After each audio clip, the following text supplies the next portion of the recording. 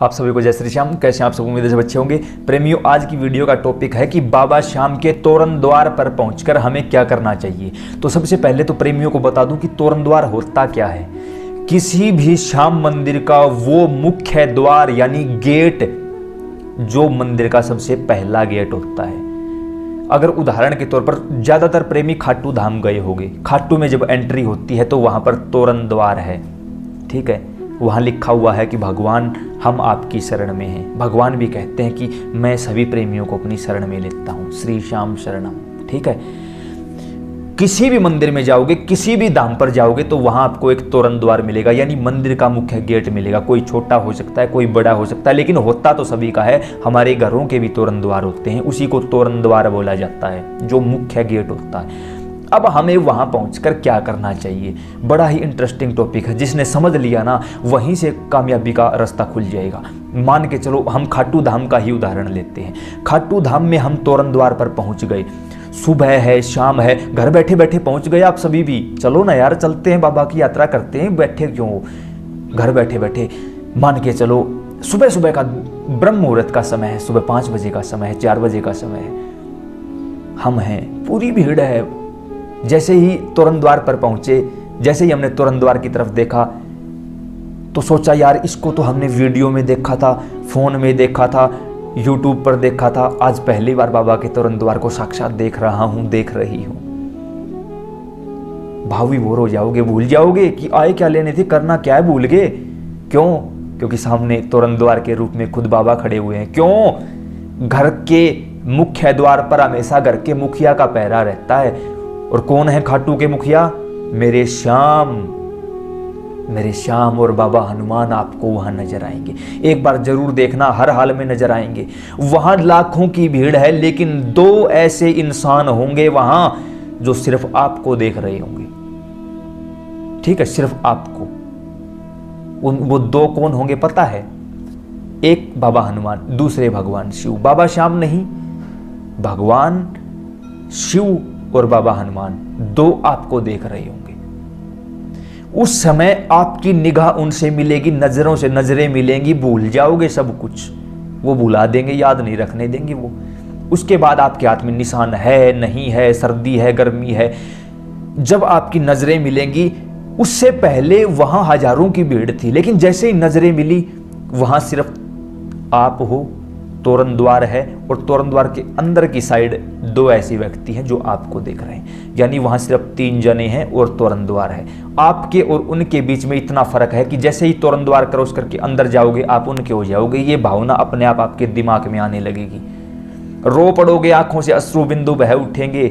जैसे भी हो, हाथ दोनों ऊपर उठाकर लेट जाओ। किसी भी श्याम मंदिर में जाओ ना, तोरण द्वार पर हाथ ऊपर उठाकर लेट जाओ और अपने हाथों को उस रेत में, उस फरस पर, उस धरती पर ऐसे मसलो कि जैसे खुद बाबा ने आपको गोद में उठाया हुआ है और आपके हाथ बाबा की छाती पर चल रहे हैं। अनुभव करो उस मिट्टी को कि यहां मेरे श्याम सुंदर नंगे पांव खेलते होंगे, यहां मेरे श्याम सुंदर का पहरा है, यहां मेरे बाबा हनुमान का पहरा है, यहां मेरे भगवान शिव साक्षात बैठे हैं। महसूस करो उस चीज को जिस मिट्टी में खुद भगवान बैठे हैं। और आज हमें उस मिट्टी का स्पर्श करने का सौभाग्य ठाकुर जी ने दिया है। आज इस समय, इस क्षण हमारी तुलना देवताओं से भी नहीं की जा सकती, क्योंकि देवता भी बाहर लाइन लगाकर खड़े हैं कि काश उस मिट्टी का स्पर्श करने का सौभाग्य हमें मिल जाए, लेकिन मिलेगा नहीं, क्योंकि ये सौभाग्य ठाकुर जी ने हमें दिया है।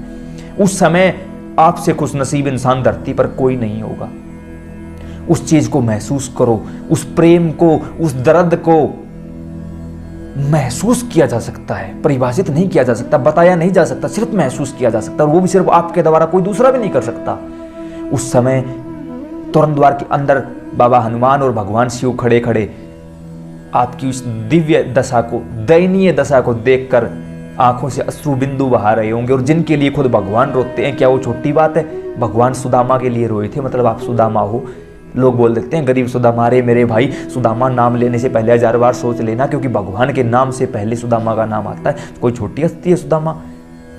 भगवान जिनके लिए रोते हैं, कोई छोटी बात है? आपके लिए बाबा हनुमान और भगवान शिव रो रहे होते हैं उस समय। भूल जाओगे क्या बताने आया था, करने क्या आया था, शरीर कंपा उठेगा, कुछ बोल नहीं पाओगी। सिर्फ इतना कहना, ठाकुर जी यहां तक लेकर आए हो, तहे दिल से धन्यवाद। एक कदम बढ़ाकर आपके इस दिव्य मंदिर में, आपके घर में, आपकी हवेली में प्रवेश कर जाऊंगा। और मैंने सुना है कि बाबा कभी किसी को ठुकराते नहीं, मुझे भी मत ठुकराना।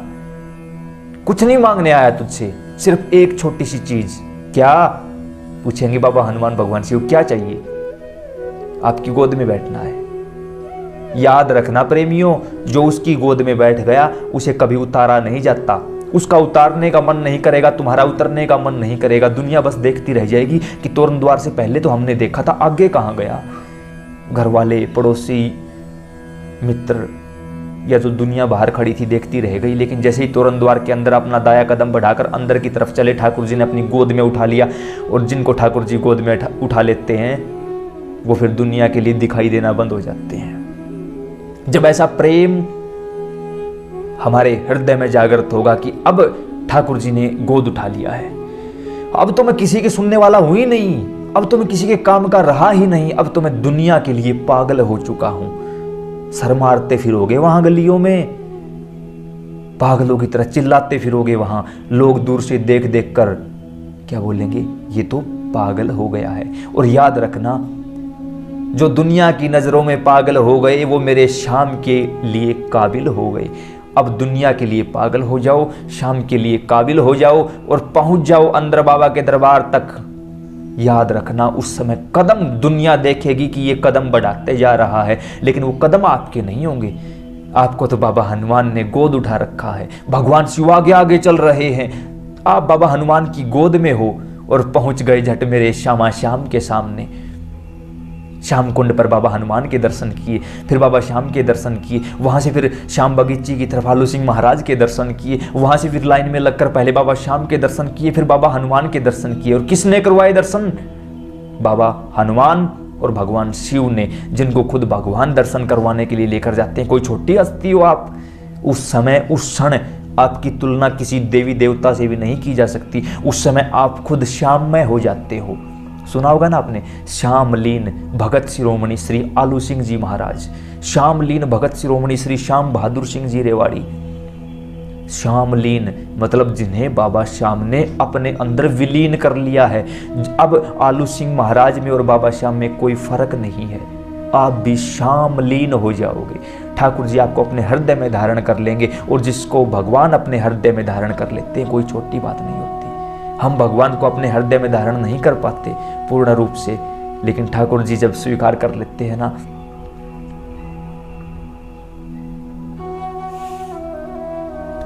उम्मीद करता हूं ये छोटी सी जानकारी आपको पसंद भी आई होगी, समझ भी आई होगी। अन्य प्रेमियों तक इतनी ज्यादा शेयर करो इस जानकारी को कि कोई भी उस तोरण द्वार से खाली न लौट पाए। बस जय श्री श्याम।